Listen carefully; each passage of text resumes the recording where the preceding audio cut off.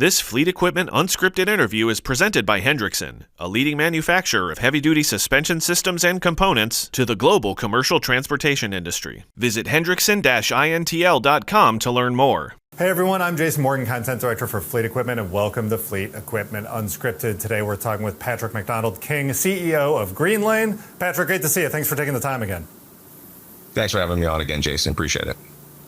So excited to talk with you because, man, there's a lot going on. The regulatory shakeup on both the state and federal levels are throwing a lot of wrenches at a lot of things.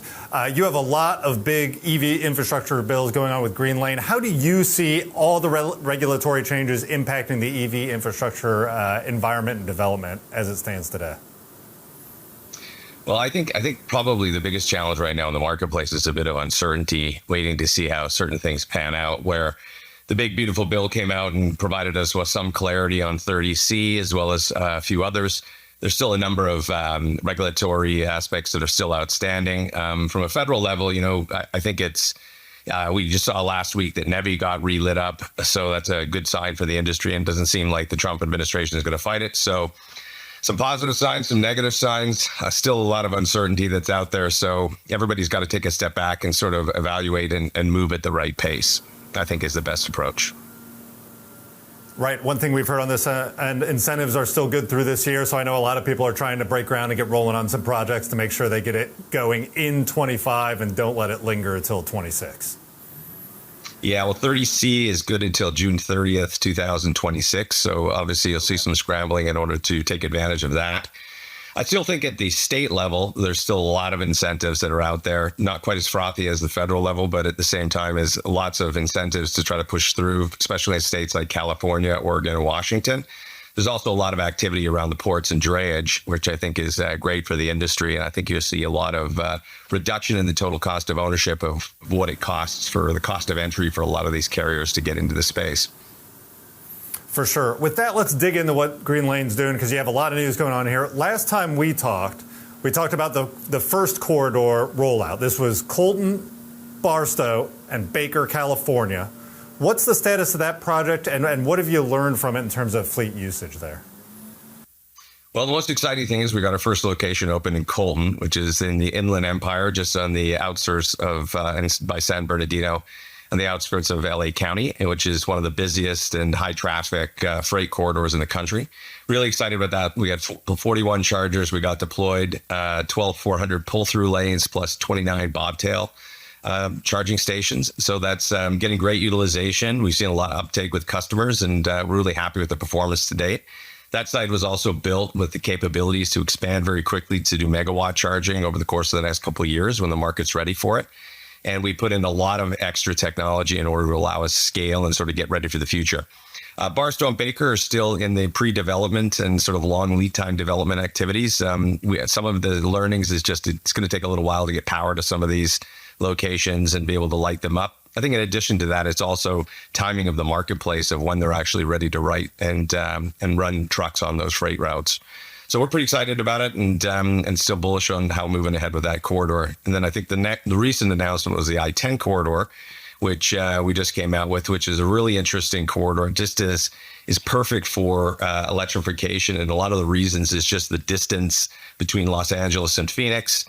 We're locating in Blythe as well as in Phoenix, and those particular locations are selectively chosen to address the distance and the size of the battery to make sure that carriers can actually make as minimal stops as possible and optimize their battery usage. It's also a great corridor just because the timing to go to Phoenix is perfect for breaks.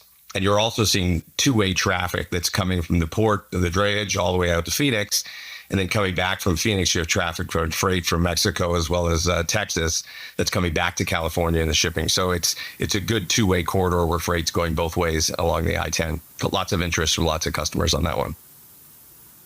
Yeah, let's dig into that a little bit. I-10, a lot going on there. There was you made the announcement in conjunction with an electric truck OEM, Windrose, which reported running 300 miles with a GCWR of 74,420 pounds on a single charge with 12% battery left. That is getting really, really close to the pie in the sky EV number of 500 miles that I know a lot of the just kind of general industry knowledge is that they want to run 500 miles before they charge. 300 miles with 12% battery left is huge. What do you see this project on I-10 pushing in terms of making long-haul electric truck usage a reality? Well, we've still got a little ways to go before it becomes a reality. I think the reason why Colton is such a great location, too, is that it has so much day cab traffic, intermodal traffic, as well as intercity and drayage. So it sort of serves about 3 or 4 different use cases for this. The Windrose truck was very impressive. It's really exciting to actually see the innovation kicking in like this and actually seeing it in practice and being utilized. We were able to sort of plug in 2 CCS chargers, so it can do a dual to intake with 2 chargers at one time and charge up to almost 800 kilowatt per hour intake, which is super impressive. And you're getting at megawatt charging levels in order to do this. Not to mention the battery and the distance, as you just mentioned, alluded to, it really makes it a reality that this can be done. And that with a single stop or no stop, you can actually make it to Arizona and move freight back and forth, which is really what the industry is shooting for and is going to be the catalyst in order for electrification to become a reality. I mean, I'm a big believer that there are some delays. We're running some hiccups. There is some uncertainty for the last couple of years, but it's not a matter of if, it's a matter of when. And even if you go and you look at things like the Bloomberg numbers, it really is looking that the market is probably about 2 years pushed back where it was previous to this. But I'm pretty optimistic that this is going. And this is just a great example of the technology that can be employed in order to make it happen. So Windrose has a very impressive and innovative truck. Well, and from the Greenlane perspective, too, what's your outlook for how long you're planning these things, right? I mean, when we talk with truck manufacturers, we know that R&D is a 5 to 8 year plus kind of model, which goes well beyond the tenure of one administration and looking to the future. We know, I mean, we saw the big announcement from Ford here a couple weeks ago that they're still in the EV game and going to put some money behind that. There's talk of just the pressure from Chinese manufacturers that have figured out this the EV operations that could come into the market in a big way because they've already done that a lot over in China, which has lots of use cases for EV. How do you look at long-term planning from that infrastructure point of view just to keep the technology rolling down the road? Well, I think there's sort of 2 approaches to it, right? We got to continue investing, and a lot of it is sort of, as I alluded to earlier, was sometimes the power could take 2-3 years to actually get to the site for us to be able to light it up and make it a working operation. But with a lot that's happening over the next couple of years, if you look at the main players that are actually coming to market, Tesla's coming out 26, 27 is going at full bore manufacturing a third new version of their vehicle. And again, as you said, it took them about 7 years from the first run in order to get their next generation out. Volvo, Daimler are going to be following that in the next couple of years with their next generation vehicle. So it's exciting. There's a lot of these vehicles coming online. It's going to be megawatt charging, and they're going to have a larger battery size, be able to go longer distance. So you're bringing down the charging time, you're increasing the battery time, you're getting a lot closer experience to what we were sort of testing and seeing with Windrose, and then that's where the market's going to be going. So once that happens, it's really going to be the tipping point for the industry to move over and say, hey, look, the dwell times are down, the total cost of ownership is down. It makes a lot more sense for us to go this particular direction. Infrastructure's in the marketplace. So those are all the tipping points and the catalyst to really make electrification happen. And I think it's coming. I think it's just a matter of patience. We'll have a couple hiccups as we go through this, but positivity on the horizon.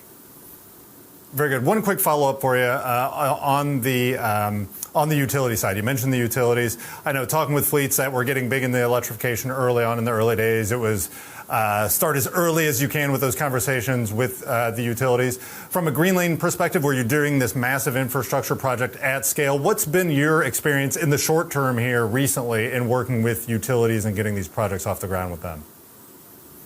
Well, you got to be in constant communication with them. And I think the key thing in this is not only working with them to get an idea of when you can get power, but also helping shape policy and working with them to determine what are the right programs that need to be put in place for electrification to happen, whether it's line extension programs or demand charge holidays or just having availability for, a lot of the companies, depending on where you are in the country, all have different challenges ahead of them, right? I mean, you have fire issues in California, you have freezing issues in Texas. You have heat issues in Florida. So every utility has a different challenge. And I mean, you look at California is with the duck curve, you have excess capacity of solar during the day, but not enough power in the evening, right? When everybody's turning on their TV. But at the end of the day, as everywhere in the country has a different challenge that goes along with it. So you got to work with utilities to make sure that certain programs are being able to get done by them and that address the needs that we have. I think the other thing too is that a lot of companies come in and say, I need 10 megawatts right out of the gate. No, look at a phased approach and actually go to market and grab what you can and actually get some infrastructure put into the marketplace and make these routes a reality so lanes can get lit up, customers can start using them, the reality of electrification starts setting in, and then you can scale as you go up and work with the utility and do this in phases. I think too many people try to do it all at once and sort of sit tight and looking for 10 megawatts as opposed to getting the business started and getting the industry rolling. Very good. Patrick, hey, I appreciate you taking the time. I'm sure I'll talk to you again very soon as more rolls out from Greenlane. I appreciate the time. Thanks, Jason.